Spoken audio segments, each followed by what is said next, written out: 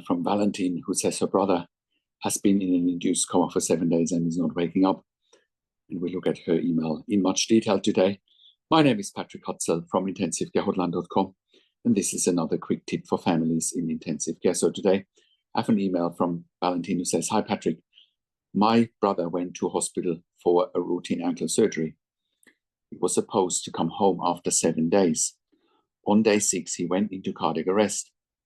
It was so unexpected. He's now day 7. He's not acting right at all. He did nothing for the first 5 days, and when they would lower the sedation to do breathing trials, he wouldn't breathe without the ventilator. Now, the last couple of days, he started breathing the full 3 hours by himself until he gets worked up and starts breathing with his stomach. When he opens his eyes, they are looking up and off to the right, and his eyelids blink repeatedly, but he doesn't follow commands.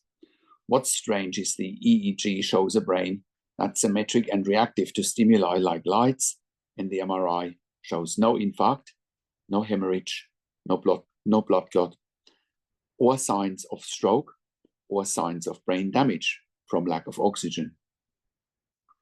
The EEG does show continuous slowing and encephalopathy. It is day 7, and we were wondering when he's going to wake up and if he's going to be okay. Any advice would be great." From Valentine. Now, I'm very sorry to hear, Valentine, that you are and your family are experiencing this massive challenge with your brother. Now, know this: 7 days in ICU after a situation like that is not a long time. And I think the first thing that I want to remind you of here is being patient, okay? And I know 7 days for you sounds like an eternity, but in the bigger scheme of things, it's not a long time. You know, I have worked in critical care nursing for 25 years in 3 different countries where I looked after thousands of critically ill patients and their families. So I've seen this over and over again. So, you know, be patient and be positive and be optimistic. And that is often half of the battle. You need to know that approximately 90% of intensive care patients actually survive. You know, so the odds are in your brother's favor. So be patient, but let's break it down in more detail. It obviously sounds like this has been a shocking and very distressing turn after what was supposed to be a routine ankle surgery. You're absolutely doing the right thing by seeking clarity, advice, and by advocating for him. Because that's what we do here at IntensiveCareHotline.com. We are the #1 consulting and advocacy organization for families in intensive care. So here's a breakdown of the situation and what might be happening based on what you've shared. #1, his breathing and response to weaning. Initial ventilator dependency is common after a cardiac arrest due to sedation and neurological impairment. The fact that he can now breathe on his own for several hours is an encouraging sign, even if he tires or becomes distressed. Using his stomach to breathe suggests he's working hard, likely due to weakness, possible diaphragm dysfunction, or altered brain signaling, i.e., you mentioned the encephalopathy.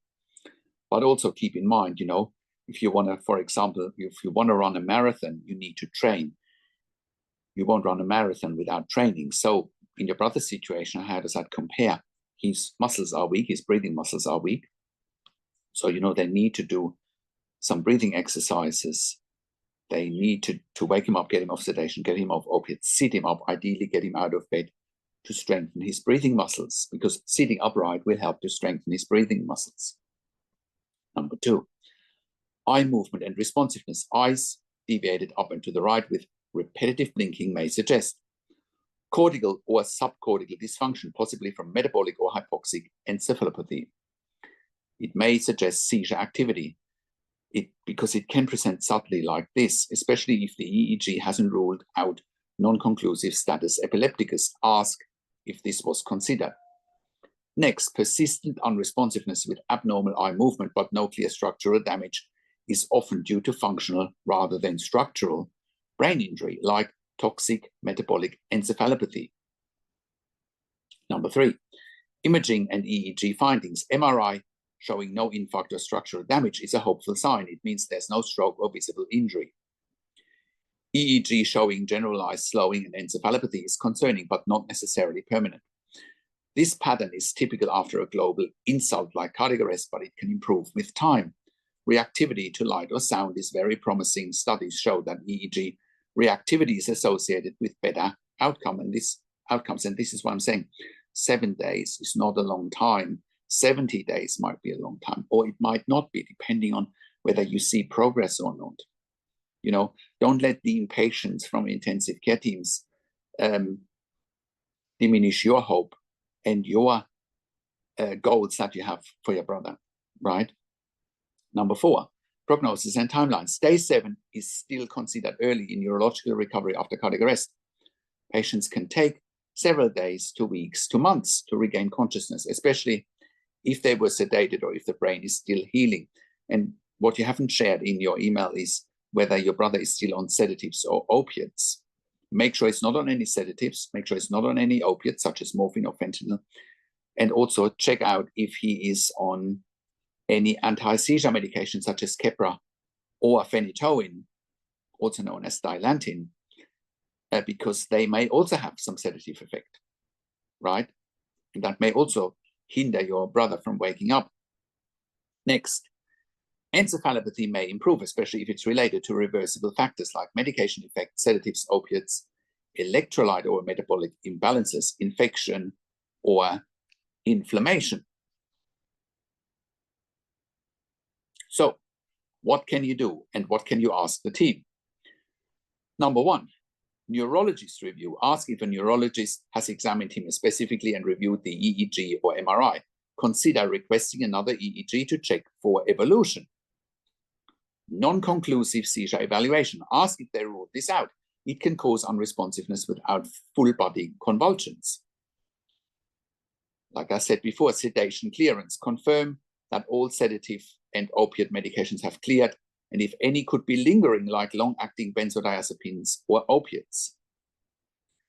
That also ties in with whether his kidneys or his liver are working, because if, for example, if liver or kidneys are impaired, that might delay getting clearance of sedatives and opiates, right? Again, the biggest challenge for families in intensive care is that they don't know what they don't know. They don't know what to look for. They don't know what questions to ask. They don't know their rights, and they don't know how to manage doctors and nurses in intensive care, which is exactly what you're up against. Next, rehabilitation consultation. If he stabilizes medically, early neurorehabilitation can sometimes accelerate recovery. Daily neurological exams. Track for small improvements, blinking to threat, eye tracking, following commands, reacting to voice. What's the bottom line? The bottom line is that the absence of visible brain damage and the reactive EEG are good signs.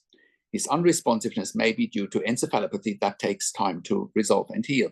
And bear in mind, there's plenty of patients in ICU that do not wake up in 7 days, or any artificial timelines that intensive care teams or even families might put on their loved one. Patients will wake up in their own time, right? You got to give patients time. Don't put any artificial timelines on them. They're critically ill. They need time to heal, to recover. And it often doesn't happen according to timelines that are artificial and nothing else, right? So give your brother time. If he's stable, many patients show improvement slowly, sometimes over many days, weeks, and months.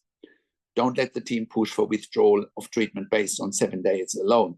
It's not a long time. You may still be in the window of uncertain but potentially improving diagnosis, right? Also, ask them what's the weaning plan. Is past some spontaneous breathing trial, what are the weaning plans for him? You know, what's the plan? Physiotherapy, physical therapy, getting him out of bed. If he can't be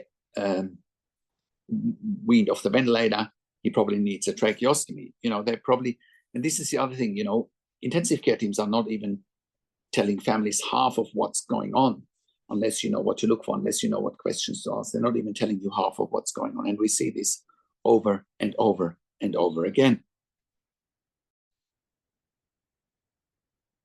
Now, I have worked in critical care nursing for 25 years in 3 different countries, where I worked as a nurse manager for over 5 years.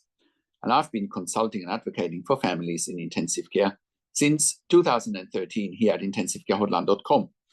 And I can very confidently say that we have saved many lives for our clients and families in intensive care. And you can verify that on our testimonial section at intensivecarehotline.com. And you can verify it on our intensivecarehotline.com podcast section, where we have done plenty of client interviews. Because our advice is absolutely life-changing. And like I said, I can very confidently say here, with many testimonials behind me, that we have saved many lives for our clients in intensive care, right? So if intensive care teams tell you the doom and gloom and, you know, oh, your loved one won't survive and he shouldn't survive or she shouldn't survive, right? Always keep in mind that there's hope, that there's help, right? And that you should not buy into the doom and gloom. And that's why you can join a growing number of members and clients that we have helped over the years to improve their lives instantly, making sure they can make informed decisions, have peace of mind, control, power, influence, making sure their loved ones get best care and treatment always, because that's what we do here at intensivecarehotline.com all day, every day. And that's why I do one-on-one consulting and advocacy over the phone, Zoom, Skype, WhatsApp, whichever medium works best for you. And I handhold you through this once-in-a-lifetime situation that you simply cannot afford to get wrong. I also talk to doctors and nurses directly with you or on your behalf, or I set you up with the right questions to ask. And when I talk to doctors and nurses directly, I ask all the questions that you haven't even considered asking, but must be asked when you have a loved one critically ill in intensive care. I also represent you in family meetings with intensive care teams. We also do medical record reviews after intensive care if you have unanswered questions, or if you need closure, or if you're simply suspecting medical negligence.